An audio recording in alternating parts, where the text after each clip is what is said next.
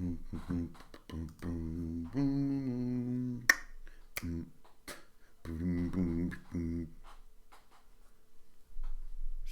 don't be so sad. Don't be so sad. My love. Don't be so sad. Don't be so sad. My love.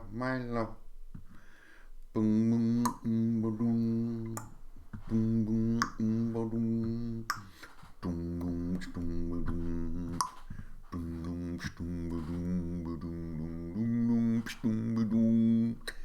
Don't be so sad.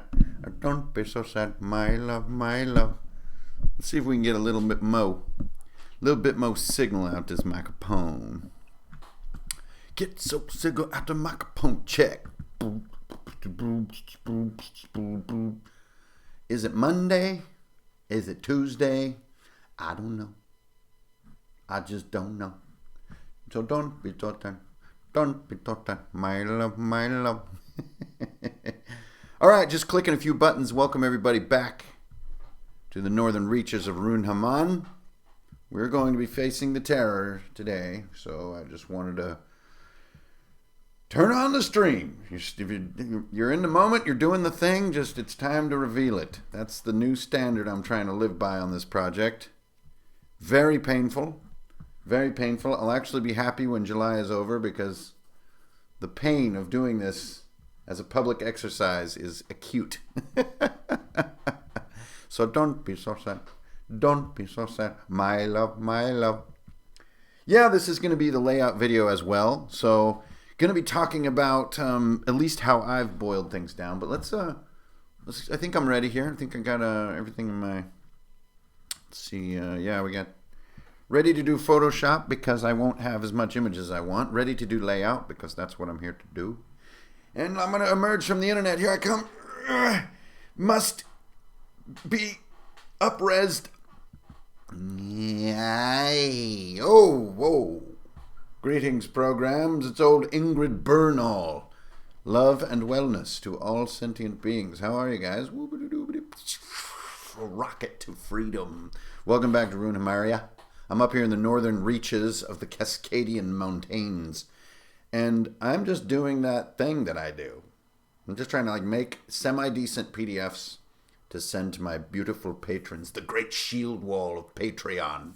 So every month I make a room design and a bunch of bonus tables to go with the room design that you can do either as prep to roll up or that you can use during play. But this month is different because for some reason I like to set myself up for very difficult goals. So I decided to do a far bigger publish post for my patrons and stream all the work on it. So we're 2 weeks into this process. We've got a concept, we've got some starter art, started to feel good, and then the starter art was allowed to soak into the brain during the dream states. The idea starting to come more into fruition, and fruition, that's a cool word. Use the word fruition, you will get jobs. Bringing this into fruition and then sort of letting those nascent thoughts form in off time, not at the desk, then returning to the desk. Okay, so we're going to talk about a couple things though today. One, my creative struggle, which is sometimes I just get the stream going to sort of force myself to just sit down and get the work done. This has been a difficult one for me. The concept is a bit odd. It's not just like a fantasy village type concept. It's a bit weird, and so it's taken more time. I wasn't entirely sure I really even liked where it was going. I kind of thought the thing was going to look more Zentradi-like or more like a giant crab or something. But it's more like this sort of amorphous blurpty-bloop. But that's the piece of art that I did, so I'm kind of just running with it to just sort of do the hardest thing of all in this world, which is just follow your own damn advice. Okay. So, first of all, layout. Now, layout is this sort of enigmatic skill. And I don't think it's enigmatic because it's difficult. I think what's hard is a lot of folks out there who are making material for our hobby don't necessarily have a critical eye for layout. What they have is this sort of boundless enthusiasm. So to even see the sort of ideas that they're excited about coming together and taking shape, they're excited, and their enthusiasm and excitement actually sort of cripples their critical eye, their ability to look at the layout and be like, ugh. Now, layout to me really has two pieces, and they're both covered in this legendary tome, which those of you who really want to go deep on this topic can go check it out. It's called the Chicago Guide to Style, or the Chicago Style Guide. Anyway, this is an immortal book which basically covers every possible permutation of layout, composition, color, font choices, and really it's mind-boggling. It makes Rapana Thuk look like TV Guide. Like, this thing is a colossus. And as you may know, at Wizards of the Coast, anyone who's going to be working on their book projects is sort of the number one job requirement is to have a familiarity with this style guide book, because this thing is a comprehensive coalescence of literally centuries of brilliant wisdom concerning layout. Now, for a lot of us, especially just at the hobby level, attacking something of this scale is not like viable in any way. I mean, this thing is huge. It's like bigger than the dictionary. I'm not even kidding. This thing is massive. It's all brilliant too, which is amazing. So I have only amazing things to say about that book.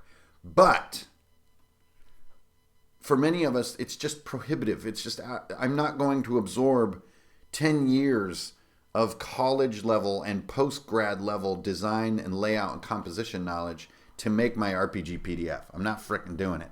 So what I wanted to do a little bit in the layout video is just kind of hit you guys with some of my methods, which are absolutely guerrilla. They are totally garage. They are not sanctioned in any way by any organization. Okay?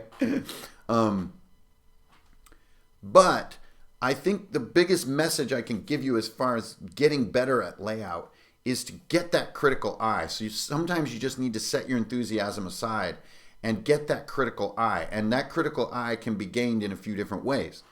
The main way and the easiest, fastest way to get this critical skill is to use comparison. So find a book that you know is rock solid as far as reader base.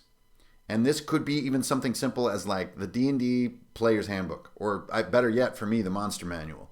A demonstration of clearly popular and effective layout skills and techniques. Or you can get it, I believe, on like some of their free tools. Now, I'm honestly super tired of their current design set because it's just, we've been seeing it for years now and I just am like weary of it. But that is not a critique on its quality. Its quality is really good. They have a few dozen really hard rules that they follow, and it's brilliant. It's a really good set of color, font, and layout choices that are not only effective and easy to read, but kind of help to encourage the theme. Now, if I had to have one fundamental critique for a lot of the sort of indie level RPGs that I say, it's that enforcing the theme overtakes their critical eye on their layout. They get so excited about their theme that they make some heavy-handed or even gimmicky font choices and then hurry their way through the layout phase of the project because they're so excited usually about showing the art and showing the cool writing and their cool new rules systems that they may have developed. And so I really think layout is a bit of a redheaded stepchild. No offense to any redheaded stepchildren out there, but you know, hey, is that phrase going to stick around? Is that an exclusive sort of mean phrase now? Now that I say it, it doesn't sound very 21st century, does it? Either way, layout has become the somewhat neglected family member. There we go. As far as the production process, because there's so much cool stuff done by the time it's time to do layout, it can be hurried through. And sometimes you're also using tools that can be really frustrating to do interesting things with layout, such as Microsoft Word, which is basically the dark god of all layout. It is the evil, nasty creature. Microsoft Word, just so I can get it out in the open, was never intended to make nice layouts. It is made to do like documents and quick messages between people and stuff. Simple Word files. Like there, it's even taken over its own nomenclature. It's insane. But trying to do layout in Word will make you want to jump in a lake, and not like for a refreshing swim, to jump in and never come out again. So if you're getting frustrated using Microsoft Word, you're not alone. You're just crazy. Don't do that. Use other tools. But sometimes that's the only tool you have, and so you get frustrated with it, and then you're just like, I just want to publish the damn thing. And I think for many reasons, layout gets a little bit left at the C level rather than the A+ level. Now, some publishers, they really have the chops to get this done. Let's take Free League, for example. Really fantastic layout. But still in my mind, some of the choices they made, like in Tales from the Loop, are so excited about the theme. When you're reading them as a reader, you're just feeling like, okay, with the giant orange squares and stuff. I'm just like, how do you resolve all this stuff in your own project? Well, that's what I'm going to talk about. So I'm just like hurling a bunch of opinion garbage at you to get started here today, because layout really for me is something that I'm like all about it. I got my start as the editor of my high school newspaper in 1990. And that's when I discovered PageMaker, and we got Mac 2s, and we got into like digital layout creation. And before that, we were doing X-Acto, Scotch tape, glue layout creation, and then taking pictures with negatives and publishing newspapers. So when the digital revolution came, in my mind, I was right there at that leading edge with PageMaker. And ever since then, I've been fascinated with it. So that's where my sort of skill set began. And then I brought it down through the last almost 30 years now. And so this is now where I'm sitting. And so definitely I've been in this sort of weird layout world for a long time. And I can say it's a very sparse world as far as people coming forward and saying, I love doing layout. You don't hear that nearly as much as people who love doing writing or love doing art. It's a bit of an oddball, right? That's our new phrase for redheaded stepchild. We are getting rid of the term redheaded stepchild. I think it is now kind of a mean thing to say, and we're going to call oddball. We're going to use the term oddball from now on, because anybody can be an oddball, right? This is the 21st century, man. We got bigger minds. We're more accepting of people of all kinds, and that makes us a better freaking species. Boom! All right. Whew. Macaroni and paste. Yes, now don't get me wrong. Low tech is beautiful, but digital is powerful. And so there's always a give and take here. So if you guys look at some of the work I did for Bloat Games on the Cryptid Manual, I was really proud of that. I did the entire book, all the layout and the art. I did all the font choices, the cover, everything. And I was really, really happy with it because, like Nick the Rat mentions, I kind of was groping for a somewhat analog feel, which was not unauthentic for me. I came from the world of using black tape to block out text. I came from the world of using a glue stick to put a newspaper article on a camera invisible blue grid. Like, I came from the world of scissoring headlines together. Like, that stuff was real, and I did that stuff. It was crazy. This was 1989. Wow. Anyways, so that analog component always, just like Nick, it's always going to be with me. And I think it's a rich part of the skill set, but honestly, the digital tools are so freaking cool that the aesthetics of the analog are enough. The actual tools of the analog could probably drive you freaking insane, especially if you have a day job. Like, if you have a day job, you're going to get through like making one page in a week, and you're going to be like, why am I doing this when I could be enjoying life? Okay, so that's the big preamble, right? I clearly have my opinions. We've got some methods on the table. We've got some maybe prohibitive professional level access to resources that maybe, all of us aren't ready to attack. And most of all, we have the current project at hand, the Hecun Carapace. We stay focused on one thing at a time so that we can kill it. And then we bring it down even more. We stay focused on one page at a time, one block of text at a time. You bring that focus down and down and down. If you're scrolling around and working on multiple things all at the same time, believe me, it's tough. You'll get there, but just bear with me. Okay, so let's jump through the wormhole, and we're going to sort of hop over here into InDesign first, and I'm just going to show you where I'm at so far, and then I'm just going to begin to work. And this stream might go on a little bit longer because I have a lot of work to do, and I only have about 2 weeks left that I want to be done. So that means I've got some missing art, like a lot of it, and I just haven't fully seen what the beauty is of this adventure, even though I know some of the essence, which we've worked out on these streams. So if you want to rewind and watch those ridiculous flows of gobbledygook, feel free. Okay, so where am I? Here we go. Whoa! All right. Whew. Okay, so here's our cover. This is the art that I did on the stream with just a little bit of finished shadow work and then filled in some little buildings, and basically just found myself putting too much time into one piece of art, call it done. Now, I think as a reader, right away, you're just quite confused what the hell this thing is, but that's a little bit the fun of the adventure, right? And so that's my starting tone. Now, everything you're seeing here is from all my ICRPG stuff, right? So I've got some components, and I just want to rip them apart and show you guys what really creates this. First of all, I just got a big old JPEG here, which is my page background. One of the things I put the most work into is a good page background so that I get a border, there's a little bit of texture, there's a little bit of theme or pen feel to it, and there's a spot for a page number, and then I just use that. Also, if you'll take a closer look, this piece has paper texture in it. You see that? It almost looks like a slight crinkle to it. I find that in a lot of books, a perfectly blank page can actually sort of feel unfinished, and this is one of the key sort of concepts we're going to talk about here in just a second. And so I put a little bit of that in there. Now we have these guys. They're just clones of each other. These are like my main header bars. They leave enough room up above for a header.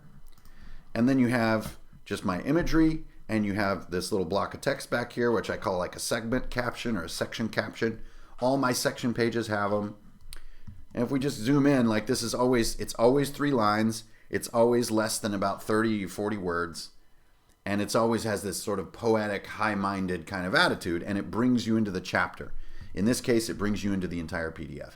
That's it. So I use this format to do everything I've done for the last 3 years. Honestly, I'm quite weary of it. I'll be very happy when I move on to my next sort of big thing and get to reinvent all this stuff. But for the meantime, I don't have to reinvent it. After I finish this stream, I'm going to be posting my adventure template file in the description, in the doodly-doo, as Colville would say. And all you guys, if you choose to, can tear apart all of how I build my adventures in PDFs. You can do this with either Acrobat or InDesign or your favorite layout program. Okay, so now we're moving on. Now you guys know I think about working linearly, right? So I want to have things done. My cover is done. Could it be better? Maybe, but I'm moving on. Done is better than perfect, right? Page 2. I get all this done. I make sure that the dates are up to date on my credits page. I make sure my special thanks are up to date. I always put a special thanks into Patreon because they pay my frickin' mortgage. There's usually like a link in there to my website, and that's most of it. On some of my stuff with more in-depth playtesting, I'll list all my playtest groups and stuff like that.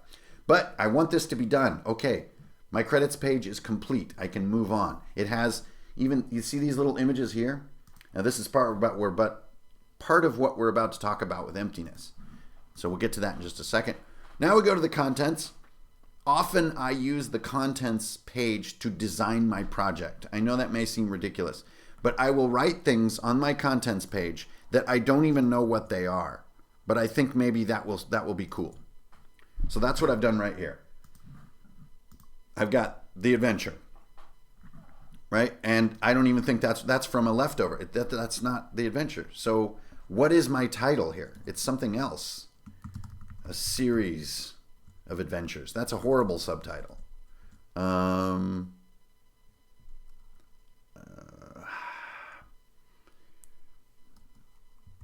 The chapters. No. The episodes. Episodes. An episodic. No. A saga of destruction. There we go. So that basically gives me this tone. And this is something I want to remember, my thing about reinforcement. Destruction is a huge piece of this story, and it's what makes some of the choices really hard. And we're going to get to all that. A Titan Awakens. This we kind of know. The Spectre. This is our villain. Sandbox Railroad. Yes, it's intended comedy, but it's kind of what I want this series of adventures to be. It's a sandbox railroad, and you'll see what I mean. Symbiotes and cultists. These are our primary enemies. Encounter maps. We're going to need those to run a good game. And then the conclusion. I always do a conclusion sort of thing, which is like what might happen next, things to watch out for, GM tips and stuff like that. But now, I cannot go on until I have art right here. Because working linearly, right? I don't want to leave things behind where there's work to get done. So you guys remember when I drew this? I wouldn't really consider this some kind of amazing finished art, but it is kind of a cool image. So I'm just going to get in here, grab it, make a new file, pull the background, and we're going to go Hekun Rough, put it in my RPG file. I'm going to make it a PNG, boom, boom. That's all exciting stuff. Go back in here.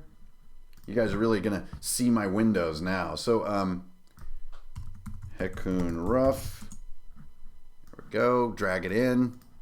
Click that sucker. There she goes. She's really huge just because this is how I have all my images come in, and I'll shrink her down like that. There we go. Whoop, there we are. So this helps to me reinforce the fundamental message of this PDF, which is what this thing is. And I think seeing this sort of silhouette shape after seeing this, you're starting to get a strange sense of this object. Is the art of having things either touch or break each other, cross preferably, or not touch. Sounds simple, right? But so many people break these rules, it makes me go insane. Touching or crossing has to be strong. Let's take this red line, for example. Look how strong this shape crosses my red line. That feels pretty cool, right? If it does something silly like this, like it's just barely touching it like that, it's terrible tangency. If it crosses it strong like this, it's great tangency. But look, see this little spot over here? See where my pointer is?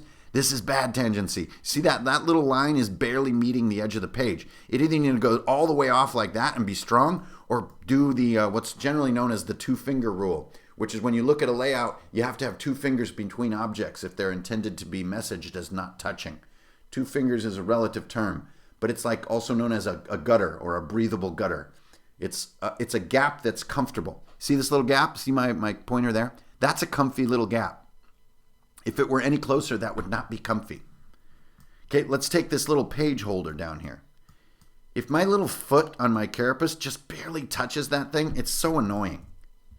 Your eye does not like it, and as your eye flows across the page, it will find this sort of improper tangency. But if I cross with some strength like that, it starts to feel okay. So I have this extra line. I'm going to crop it off with this tool, and I'm going to put my art back where it should be. So all I did after all that talk was fix that. And it gives me a nice gutter of space between these elements. I have these really light lines right here, and I have this guy here, and now there's a comfortable gutter. An uncomfortable gutter or uncomfortable gap is like that. Like it's almost touching, it's forming this right angle thing, and I'm just like, and it makes my eyes stick.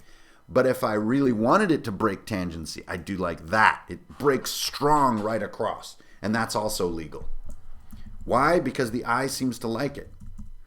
Now here in this case, I take my little line and I send it through a gap in this overline, and now it really feels pleasant.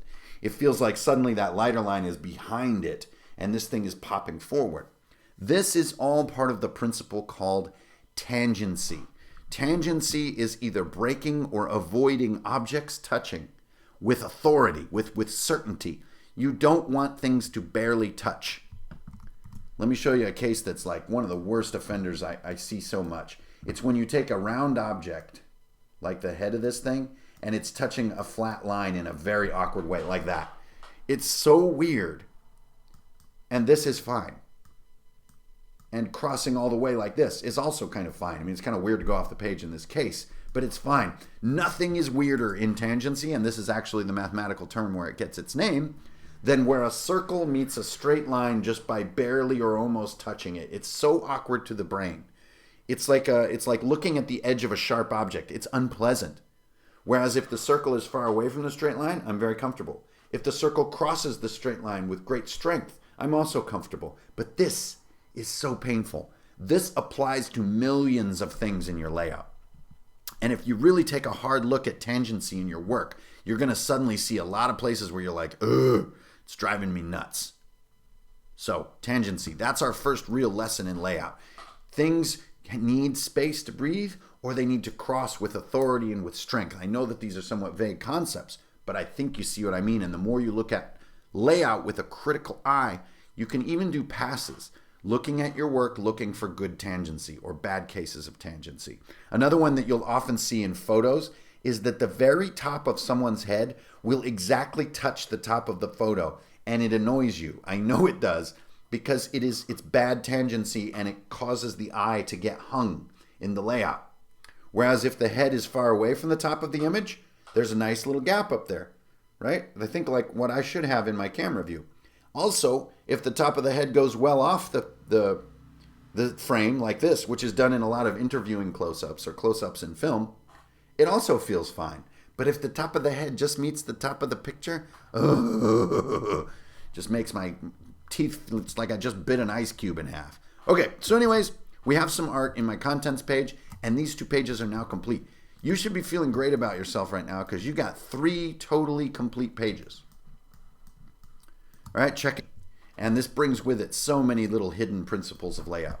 So all my index card RPG books are done in these kind of 2-column layout like this. Why do 2 columns? 2 columns is also the reason that you'll notice I don't do indents, I do line breaks instead. I'm a really strong believer in readability and brevity. One of the biggest things that you can do to make your layouts look cooler is put line breaks in your text for the love of all that is good in this world and more. Have you ever seen an email where the person never pressed return? It looks like they were going through a full-blown rage attack when they typed out the email, whether they were or not, because they could not take the time to hit enter a couple times to help you read the damn thing. You got what is affectionately known as a wall of text. Nothing kills the fun of reading faster than walls of text, whereas line breaks are one of the simplest, fastest ways to increase readability. Your readers may not even know why they feel so happy while they're reading your text, but it usually is because of good solid line breaks, and lots of them. Here's the challenge. So you can look right, we're just looking at this left page. You can already see 1, 2, 3 big line breaks here, and they're all double, right? Hitting enter twice. They're all big double line breaks in a tiny amount of text. Now, why doesn't this happen more often? I'll tell you why, and it's a bit of an intellectual critique I have on writing in our day. Ideas are not generally, in my experience, being delivered in small and concise format because the concision has not been figured out. The idea is still loose in the author's mind when they decide to commit it to paper, and so it takes them 3 to 10 times the words to convey it. Okay, so let's go right now to the specific. Now that I've just thrown the glove at the world for not writing as good as I think they should. Such incredible arrogance. Let's take a look at my own work, okay? The Hecun Carapace is a series of adventures for a miniature campaign. Story begins as players are sent to investigate this destructive entity, blah, blah, blah. Either way, the climax of the fun is getting aboard the gigantic life form and exploring the interior. Done. Now, that could easily take up so much more text because there's so many cool things to talk about in here. What is this thing? Where are they? How are we going to get into this? What's the mood? What's the feel? None of it frickin' matters. I had to commit to one extremely tight concept and deliver it in 6 lines. Why? Because that's how I want to treat my readers to things that are fast and easy to read. So then, next I go for a boiled down version of this material. You choose to plop the carapace into an existing storyline or world. Oops, spelling error. There we go. Or skip the early part, get players inside the behemoth right away. However it plays out, time is of the essence as the thing destroys all in its path. This took me at least a week to figure out the wording here. And I'm not telling you that to, make it sound cool. I'm telling you that because I knew these concepts in my mind, but to get it down to 9, 10 lines of text takes passive thinking. You have to just find yourself inside the idea. Make yourself at home in the idea so that you can do what in the video game industry we call the elevator pitch, which is you have 15 to 20 seconds to present what it is that's unique or fun about your idea. And in my mind, this right here is what's unique and fun about this idea. It's a moving dungeon. The quicker you can get people on board the moving dungeon and enjoy it, the better. That's it. That's it. There's so much more to talk about, but that's all. Okay, next we have what I see as my sort of follow-up concept to make it fun. So one exciting element to play with here is the question of, is the carapace our enemy? Again, I spelled it wrong. A clever GM will find a way to pose this elusive question. Then I go on. The only real villain here is Spectre. And then finally, the long march has begun. Okay, so this especially, my goodness, such a tiny piece of wording. Is it perfect? Is it cool? I don't know, but I like that it's so small because it's on its own line and it lets you read it and feel happy inside. Also, the fact that these are the same length, these 2 columns, not an accident. And now we start to get into this 2-column layout. the gutter is equal to or close to equal to the gutter on the outside, and that's equal to the bleed gutter on the outside. Like, none of this stuff is an accident. The gutter above the header to the header stripe and the one below the header text to the header stripe, those are all the similar gaps. A lot of people have different names for this type of thinking, but what I would generally sort of call it is like principal symmetry or layout symmetry. This isn't symmetry that follows a radial or bilateral structure as far as its symmetrical nature. Things are symmetrical in many, many interconnected ways. And the way that you achieve this is by extreme discipline and by reusing master pages or core layout pages and just by being a total freaking stickler on things. Another thing you can do is make a measurement object, which in the physical world you just use a ruler. But in a digital world, you can make something like this, like it would be about yay big, and you can use it as a sort of a little checker. And let's say you want all these gaps to be somewhat similar in their size, and this is a very boneheaded, low-tech way to do things, but it can work. Another thing I'll do is actually use my freaking pinky, and my pinky helps me. Another thing you can do is use a 10 click like this. If you hold shift and you move objects in Photoshop and in other programs, it'll move things 10 pixels or 10 nudges rather than one. And you can use that as a fundamental force of measurement. Things must always be one of those apart. See that? That's magical. That is not on accident, and it's desperately important. Also, using columns. They're easy to read, but columns also help you fight the true enemy of layout, which is center justification. Centering things is evil. It's like barely usable by poets, and even they eschew it in modern times. So you'll see. Do I get to do it anywhere? Yes, I do. Remember, I centered here, and I centered here. On titling pages where there's very little to read and you want it to look like trumpets are sounding while you're reading, it's okay to do. Again, I am not as rigorous and precise as the Chicago Guide of Style, as you can tell. I'm much more garage about things. Even centering this kind of feels funky to me. My signature, it almost feels happier just sitting in an organic state like that. And then I'm like, well, why isn't it under the right column? Oh, well, yeah, good point. So you get a guide snap when you go into the right column. Now, does that feel right? No, that kind of leaves this big hole. No wonder I put it in the middle. Oh, okay, yeah, that looks kind of cool. But what about just slightly off? Actually, yeah, it doesn't need to be in the column center. It's kind of cool. I don't like this thing, though. Screw that thing. Yeah, there we go. I'm done. So what does this mean? This is another huge one that I want to hit you with before we start writing. And it's known as the sort of the golden ratio or the Fibonaccian method. And I want to show you by starting to scribble, okay? So we're going to get a screen grab of this really quick. I'm going to hop over to Photoshop. I'm going to go to my little desktop here. And we're going to grab this screenshot. Okay, so this is now we're just in Photoshop in a screenshot, so I can draw on it like this, right?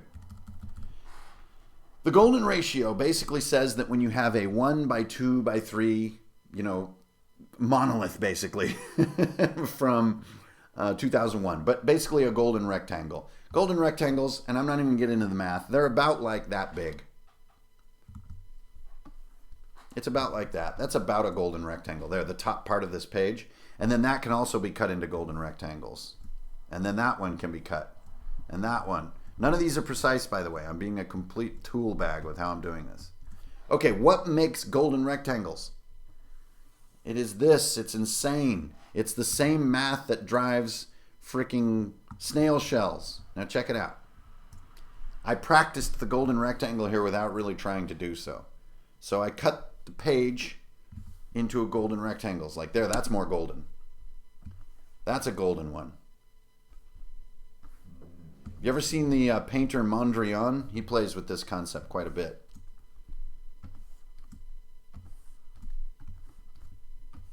So I'm cutting them into these shapes, but this one now is messed up. So see, now let's go back. It's okay, remember? It's always okay to go back. There we go. There's one. There's one.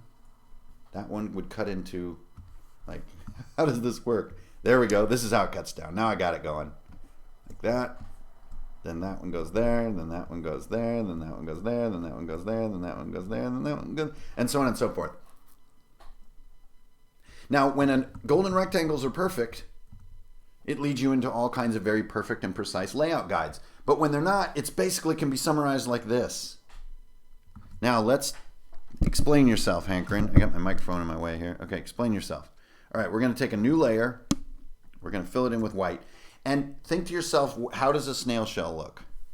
Well, it looks about like this. But we've been doing it that way this whole time, so let's do it this way. It looks about like that, right? That's about what a snail shell looks like. You see the magic already. It frickin' works.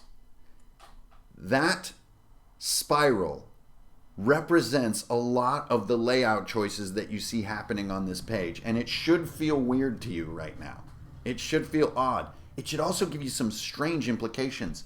This is probably the most important piece of text on the entire page, right there. If this was the balance you were going for. And it kind of is, because look at all this space. You'll find that the I in the Western world follows a different pattern here. Namely, this one. We start in the top left of the page, and we tend to sort of go right as an opening behavior, and then we find ourselves going down here. Now, by this thinking, I have my location for my signature now. But does it feel right? What does feel mean? Well, let's check it out. We're back in our layout program. So the spiral wants me to sit it right there. Does that feel cool? No, it doesn't. Because I'm also on the left side of this page layout. Wait a minute, I'm making a PDF. So we go in here, document setup, turn off facing pages because PDFs do not do well with face. Oh my God, everything just changed. Suddenly centering will look a lot more tolerable. And now, does this look right? It sure does. So what's wrong with my thinking? These are things that do not have simple answers, but things you're going to start thinking rigorously about because you're critical of layout. That doesn't look right at all, does it? That does. So I'm okay, aren't I? I've got this shape. I've got this shape. I've got this one. Kind of have these. There is no right answer to this. What I'm trying to give you is the mental tools and the critical skill set to evaluate, feel, and why maybe something doesn't look right to you. And most importantly, what to do about it next. Something here feels right to me about the balance between this header and where this sort of signature blob is, this object. Something feels right. What could it be? The tangency is good, right? It breaks significantly. Something about the way it lives in this bottom space feels real happy.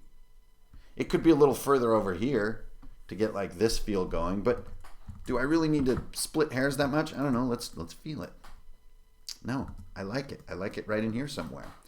Because I think about that stuff all the time. So my feel is somewhat reliable. And yours will be too, the more of this stuff you do. So again, I've fixed a couple of spelling errors. I really like how short and to the point some of these summary elements are, and we're moving on. Okay, so I've really hit you with a couple of layout tidbits right so far. We've got, what was it? Extensive symmetry or, conceptual symmetry. We've got working linear. We've got tangency. We've got readability. Oh my God, line breaks, big line breaks. Now, why don't I use indents? I think you'll see right away. Clear edging, I guess is what you could call it. Like, I love how this edge is clean because I don't use indents. Makes me happy. Indents break it up. Now, if you're writing a novel, indents really are expected. But you're probably not going to have as many layout items happening. Novels have very little layout in them, traditionally. RPG books have tons. So that's why it's part of the discussion of the underground. Okay, whew, man, this is a real brainful, I tell you what. Okay, I'm putting my pen away. And we're into this thing called the adventure overview. This is where I'm at. Oops, sorry, wrong tool. Okay, the DM's bullets. So all my adventures have the same format. They all use this kind of page to lay out the key moments. And I think I've done this intro part here. So I've got a gigantic crustacean creature. You guys can read it there. The creature has an entire dungeon in its interior. A cult worships them. There's an evil wizard. The heroes are sent to check it out and maybe stop this thing from destroying half the landscape. Okay? So then I just say, have fun with that. Whoa. I think the Hecum carapace just walked by my house. Okay, so then I start writing. And I'll only write this little thing. Now, one of the reasons I said you want to build in pages is because that's all the room I get to write. That's all I get, or this layout's going to start to come to pieces on me. And I don't want it to go past a page. This is another one of my biggest layout notes I can possibly give you. Keep your concepts contained to pages. When a concept bleeds from one page to another, you have messed up. Now, a section can last more than a single page. Like, let's say you're listing the gods in your campaign and you can't fit them all on a page. That's okay. But don't take one god's blurb and have it bleed from this page to the next. Give me the satisfaction of finishing per page. Now, that's not true on a novel, obviously. But again, RPG books really, to me, are predicated on understanding complex concepts while skimming. That is the number one sign to me of a bitchin' RPG book. Is I can kind of read with a sort of random kind of approach and like, hey, whatever, man, it's cool, and still get it. So page containment is huge. Anyway, this is why I like doing this. So right now I want to introduce, and I'm not going to put you through watching that. I want to write again, reinforcing this intro.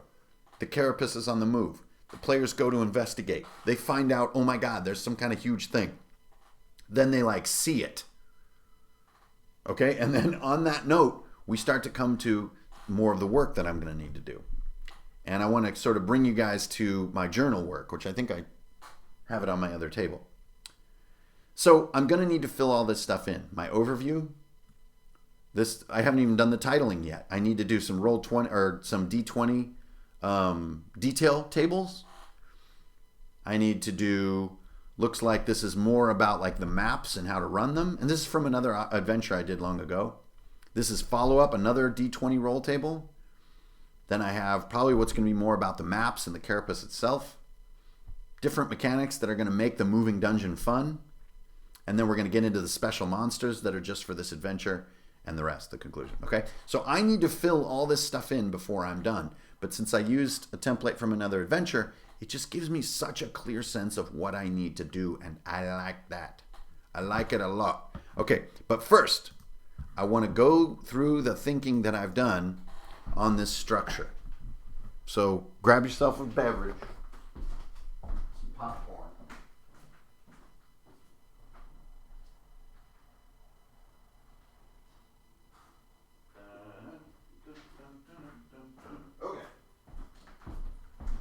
All right, you guys know that I'm analog to the core. I'm bad with this stuff. I'm a bad man. So I don't know if there's any accidental reveals in here. Here's that character sheet. This is my latest thinking on Hecum carapace, and it really only lives inside my journal at the moment. So I'm going to bring it over to digital format. We're going to talk it out. It is hot as hell around here today. I swear, man. July has arrived. I am cooking in here. All right. We got some things. We got basically how I see the structure of this series of adventures. And it isn't to just say what's going to happen. My dog just very slowly walked out of the room. That was really weird and creepy. That was some Damien stuff. Okay, it's not just to show what's going to happen. It's to give the GM who's reading this a sort of intuitive sense of what's going on, so you can run it on an intuitive level. Okay, so first of all, we've got investigate.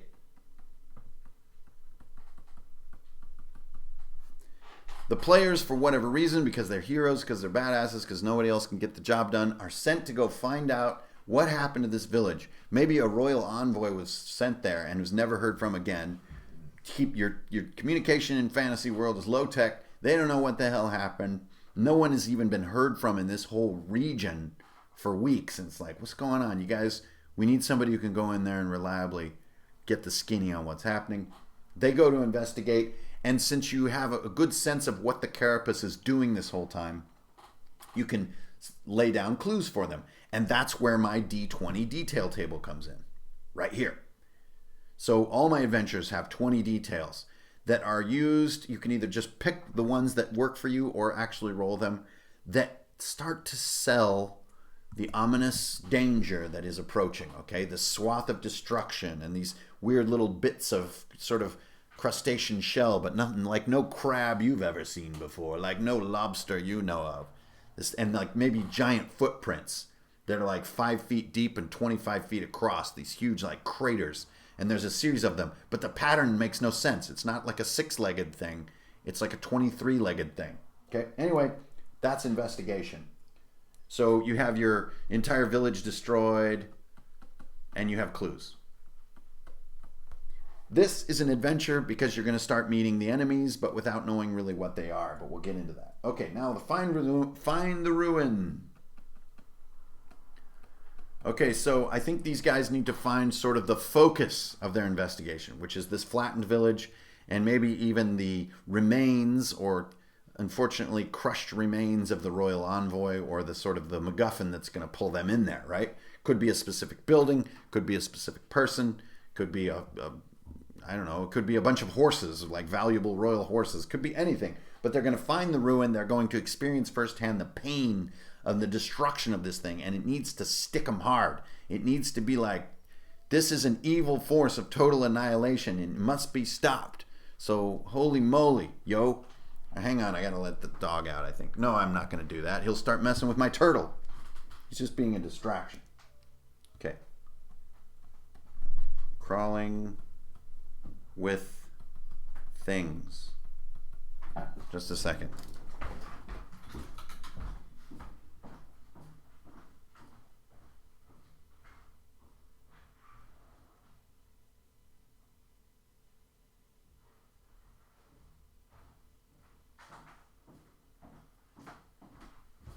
I swear that dog is obsessed with that turtle. He cannot stop thinking about it. Okay, next you have the reveal. This is where the players actually see the carapace over across the horizon. They see it like going, and it's like 7 miles away, and they're like, oh my God. At that moment, they're probably going to go toward the damn thing, right? And this is when they go into the real fun of the adventure, which is pursuing and mounting and getting inside this thing to try to stop it.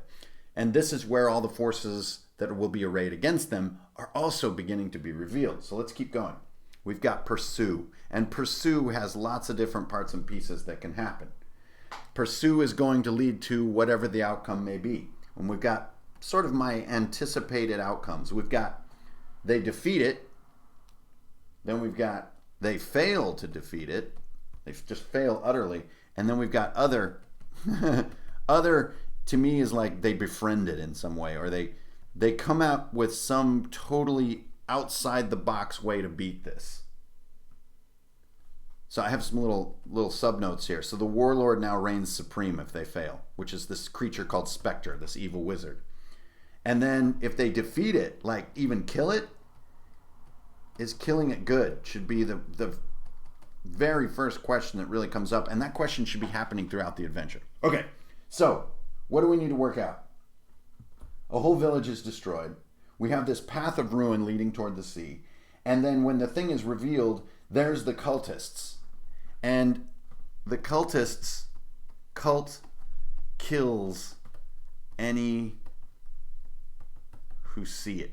So this cult is not only going to kill anybody who dares to lay eyes on their god, but they're also like all going to hurl themselves into the sea at the end because they've seen their god. Like it's that, the rules are that tough. So the minute the players have seen the Hekun Carapace, they are now targets of this cult. And you can make the cult as wild as you want. I'm going to, come up with my own version, but then you have a nice, convenient bunch of enemies who are all human. They can have different ranks of difficulty. They can be talked to. They can be creepy. They can be all kinds of things. And you've got your sort of central enemy. During Pursuit, however, this is when you can really get into the symbiotes. The symbiotes are the various creatures that live on the surface of the Hekun Carapace and that sort of almost unwittingly go after intruders. They're like pilot fish on a shark, right? They protect the carapace from parasites. Let me let the dog back in. Good grief.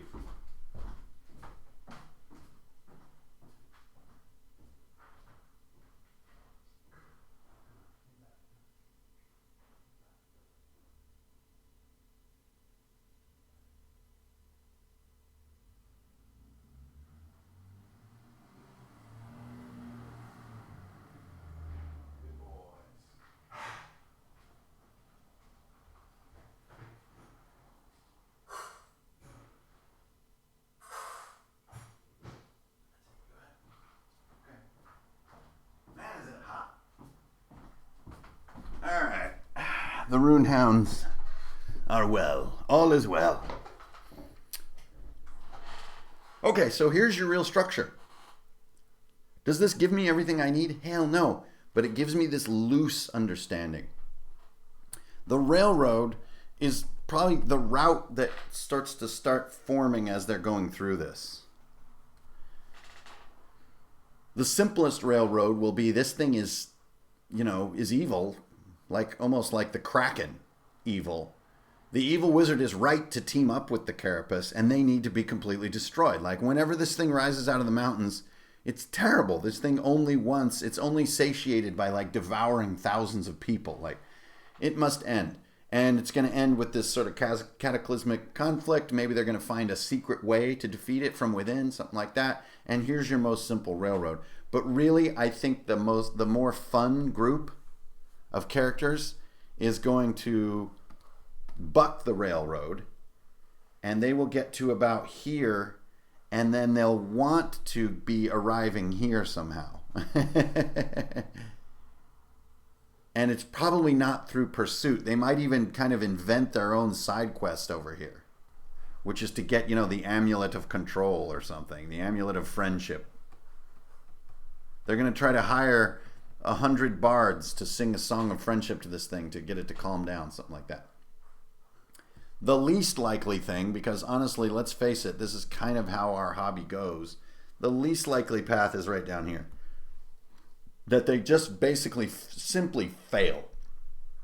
They just cannot muster the power to even slow this thing, much less to stop Spectre. Or maybe when they kill Spectre, there's some kind of failsafe that makes the carapace even stronger. They just plain fail. Now, here's where the railroad comes into play again, though, is it might be fun for your world for them to fail.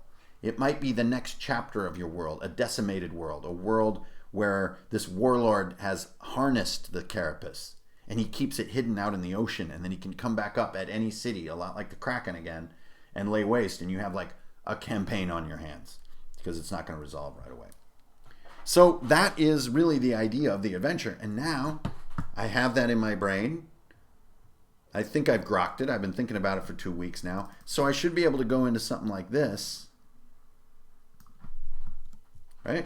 As players begin to explore, they're bound to be curious. Here are 20 details that can be found with a closer look. Roll or choose on them with successful investigations. So rolling is kind of the let the dice decide kind of attitude, devil may care GM. But just choosing which one of these is critical can be your technique as well. Now, for layout's sake, look what I've done. I'm not doing 2 columns anymore. What is wrong with you, dude?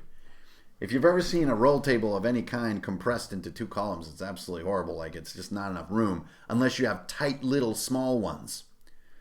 You guys have also, who know my roll tables, especially for my Blood and Snow PDF, know that I can't stand when anything has to go past 1 line on a roll table. It drives me crazy. So it forces this ultra brief writing style. And it is really an endless labor to get details and even sometimes mechanical details like in loot tables into a single line. But again, it gives me that, what do we call it? Conceptual containment. Containment. And to me on a roll table, a line is the allowed bucket of containment. Just like with a page is normally your allowed piece of containment. You want concepts to live in a place with themselves comfortably. Now, I think I had a map here somewhere. Yeah, here's my map. This is not good enough, though. So, simply put, so what I'm going to do is use it as a guide, and I'm going to draw a much better one. So, because I just started feeling like in a couple pages here, I really need my big key map to get through this. Maybe a map of the village, maybe a map of a little side destination that I can get, but always returning to this to figure out what I'm going to do next. Okay, so we're almost to an hour already. I'm like, it's so damn hot in here. Make you so hot, make you take them clothes off. All right, so I don't think that this is by any means comprehensive in any way for layout, but I want to throw one more piece in and then we're just going to call it, because I like to throw as few concepts up as possible. So let's just review. Let's review before we go to the last one, because the last one is honestly the hardest one to really explain myself properly. First, we have tangency. Here's a circle, here's a line. Either give them a nice happy gap or cross them strongly like that. See, even just right there, see how those two circles are touching like that, or almost touching? There's like 1 pixel between them. Oh, it's so annoying. Never do that. Okay, next we have, I believe we're calling it conceptual symmetry, or, multifaceted symmetry. But this is where if you pick a sort of a gap size or a certain layout practice or standard that in your work, make sure it's echoed in as many places as your layout as possible. Next one, I did containment. Well, let's do readability. So that means lots of line breaks. Make blobs of text concise and broken apart from each other. Then we have containment.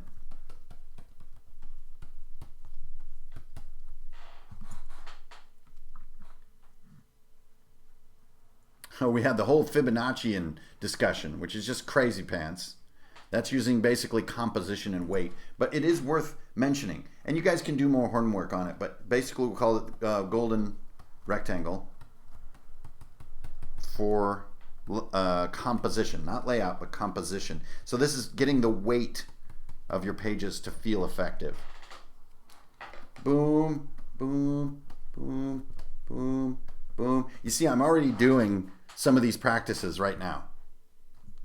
Like, I couldn't stand that I was just writing stuff without it having little bullet blobs. These are kind of like journaling practices, right? I can't stand that this has art and the others don't. And that this is now centered even though everything else is left. So there's that conceptual symmetry again. Even though I'm just making these sloppy notes. See that? It's just like already it's so satisfying to see that come together. And then I'm like, wait a minute, I need something my eye has gotten used to looking at that other page, which is like these red page delineators. Like, that makes me feel happy. This needs a thing, this needs a thing. Why? I don't know. It makes me feel like it's, you see what I'm saying? This is the critical mindset to find when readability looks good. Okay, here comes the last one. Oof.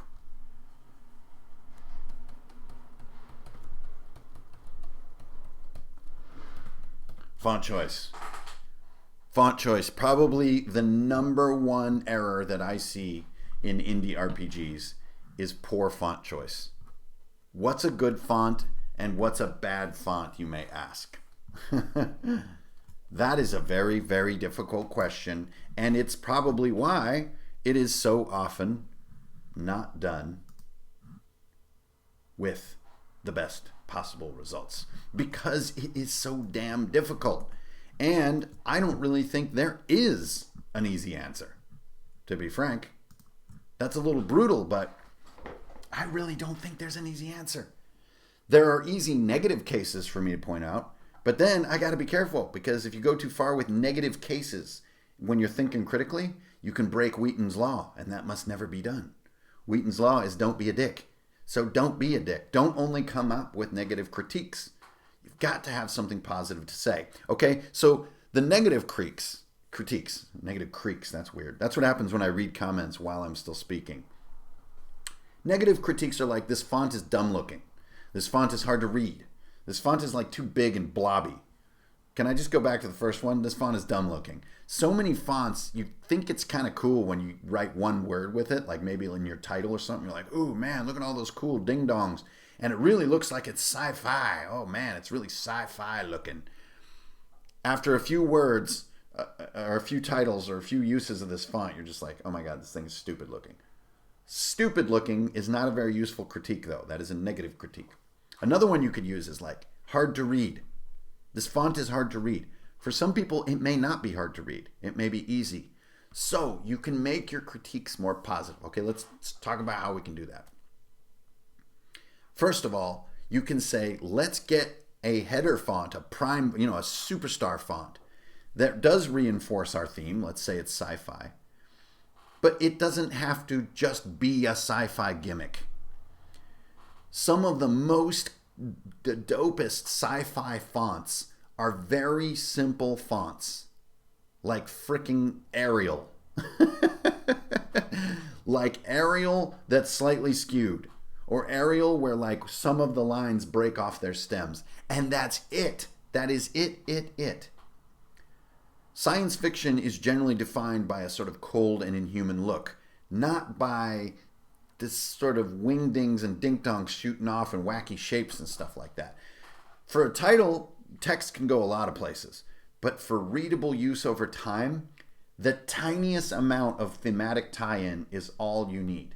And this is something you can positively tell the person you're working with, or telling it to yourself. You can say, instead of this gimmicky, sort of silly looking science fiction font, how about if I just do a clean, sort of more austere font that just has a hard edge to it or a hard attitude to it without being like, welcome to the Science Fiction Expo, right? Okay, then when we're talking about readability, if you're saying that font's hard to read, before you give up on it, try a little more line spacing, more line breaks, use more bullet lists, use more ways to break text apart. Text in 5 words or less is the easiest to read, so can you break your text down? If you're still looking at it and you're like, your text is either too close together, the kerning is too tight, then you're still not liking it, the text has too many serifs or too many decorative elements. That's the #1 cause of unreadable text. And even like Chicago Times is a relatively fancy font. Fonts like Calibri and Arial and some of the more modern readable body fonts are so popular and so universal for a reason. They move the font out of your way mentally and put you into the conceptual part. And that to me is huge. You're not going to get any layout awards for using Calibri, but you will get happy people who are cutting to your concepts faster. So if you look at ICRPG, I use Calibri and I use New Saliver and I use Flatbread. Flatbread is basically a big friendly marker font. New Saliver is a sort of serif-free marker font that just looks like writing on a dry erase board with a very clean hand. And then Calibri for all the body. It's ultra simple and very little theming. So that's my final piece, is being critical on fonting. And it is difficult, believe me, because you will be psyched about silly fonts at the beginning. And if you get halfway through your project and suddenly hate your main font, your big header font, you can get some of these sort of dysfunctional behaviors like, I've already put so much work into blah, I don't want to change it. That's not the cool person talking. Don't listen to that voice. At any point, if your gut doesn't feel good, you do whatever amount of work is needed to fix it, right? So yeah, whoa. That is the tip of the first 1% of layout, of thinking critically about layout, being able to create them on your own, being able to break your own rules in a fun way. Always opting for symmetry and cleanliness and readability over gimmicks and sort of shenanigans. You know, boxes are only cool if they make it easier to read and understand. Otherwise, don't put things in boxes. Right? You can even apply the Kondo method, which is like sparking joy, right? That everybody's giggling about that nowadays, but it really is a damn good stress test for work you're doing. Does this page, this block of text, this sentence sort of give me an ebullient feel of comprehension for the material? If it doesn't, it's either cut, it's moved, or it's just cleaned up, rewritten, anything. Kill your darlings, yeah. So this is a pretty chaotic stream, I know, but this is you're seeing right into how I do stuff. Not just the writing and the layout and stuff like that, but did you notice I sort of switched gears at one point? I kind of went into Photoshop and started thinking about the structure of the campaign. It's not like all that's done and then I go into my InDesign and I'm like, thank goodness all of my work is figured out.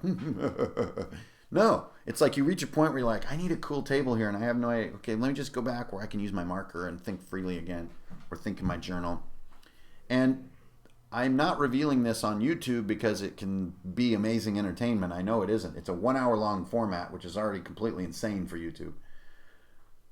It's to show those of you who are out there interested in doing this that there should not be an illusion of slick skill on the part of publishers that are already out there doing it, i.e. me. It's constantly a journey and a struggle and a mess. And I want to reveal that in my work because I think it can encourage people to do theirs. Duh. Yeah, DaFont is great. 1001 free fonts is great. There's way more fonts out there than you're going to need.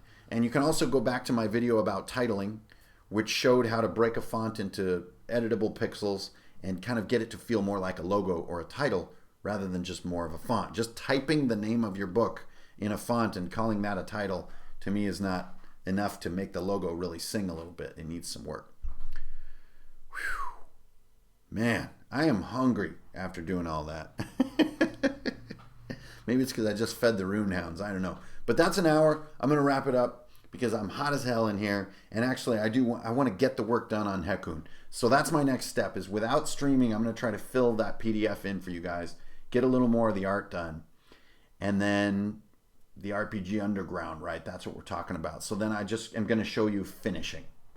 Finishing is the hard part. That's when you got everything in place and you need to go back over it and be critical. And then I'm going to throw in sort of some print and play assets at the end. And everybody's just going to, I'm just going to post it up for free for everybody. And sorry, patrons, everyone from Patreon, the only thing you're going to get exclusive will be a podcast this month. Normally what you get to fiend on and have to yourselves, everybody from the YouTube community and the entire internet will get.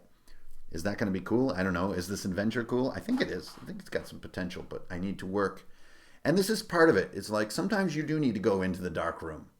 You know, working in front of others can be really stressful and difficult. And that sort of secret lab feeling can be very productive. For me, it is. And that's what I'm going to do next. So thank you guys for tuning in. This is going to blow your minds. I have a recorded video coming up. Pre-recorded and edited. Ugh, I know. It's a book battle, just to let you in on a little spoiler there. It's coming up pretty soon. It's going to be awesome. RPG Underground has been a lot of fun. 2 weeks left to do Hekun Carapace. And got this book battle coming up. So anyways, thank you guys for tuning in as always. Always good to see you guys. Tune in on Saturday night. There will be another Dungeon DJ set coming at you live at 7 o'clock. And now, yeah, there's this giant crab wandering across my fantasy world, destroying everything. And I'm like, damn, I need to face some ramifications on this shit. Yep, comedy edits. So brace yourself.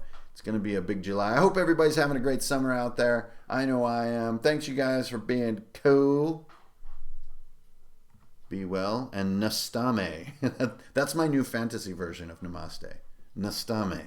To all sentient beings. This is old Ingrid Bernal, your old buddy, signing out. See you next time. Hey, yo, babadeno. Tapatuni, hey.